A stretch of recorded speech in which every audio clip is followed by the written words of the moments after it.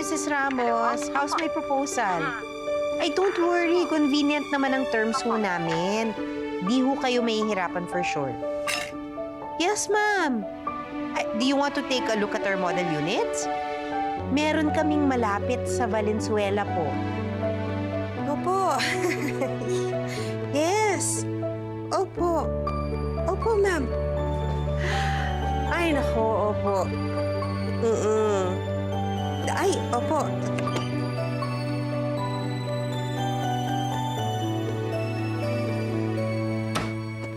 Okay po. See you next week.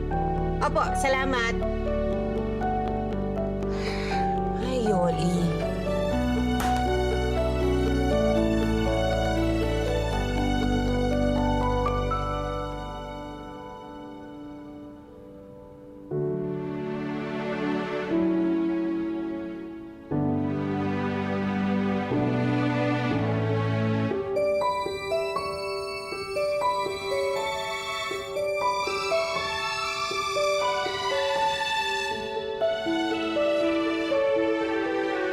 Mare, na-close ko na pala si Mr. Galvez, ha? I-prepare mo na lahat ng documents niya.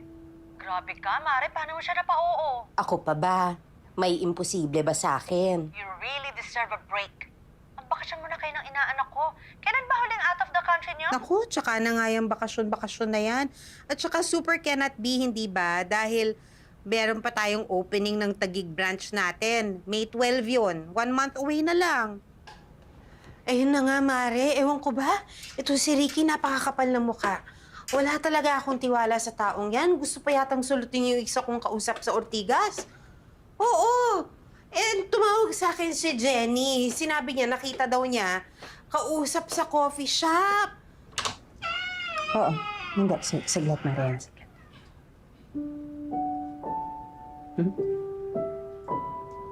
Oh, yun na nga. Speaking of May 12, nakausap mo na ba yung media partners natin? Oo, kailangan maganda exposure ng properties natin doon, ha? Oo, Mare. Hindi.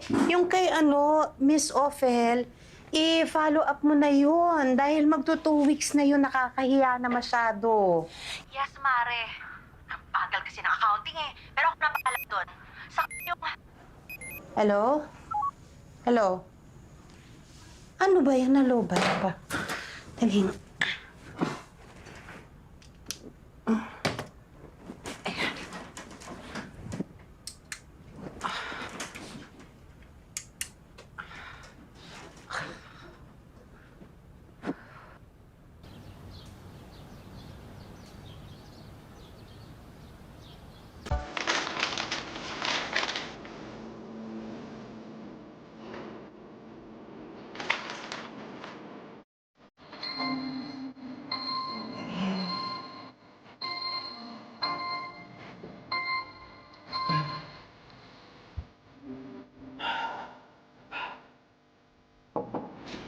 Ma?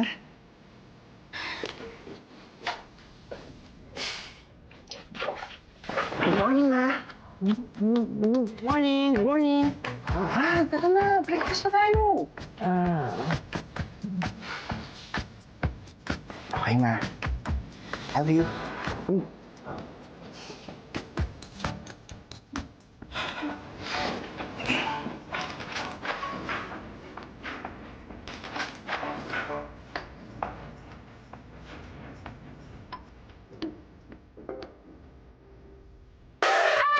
Good morning, my beautiful Yaya. Totally ka, Inigo! Kailan mo ba talaga titigilan to? Wala akong balak, Yaya. Ay, naku. Uy, what's this? Napak mo na yung lunch mo. Nag-boil lang ako ng broccoli, carrots, tsaka string beans, at tsaka Chicken with a pinch of salt. Oh, alam mo talaga, Yaya. Thank Yeah. you. Love you.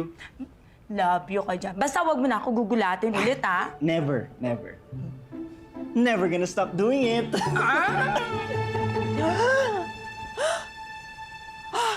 Inigo, anak! Inigo! Anak! Better luck next time, ma'am.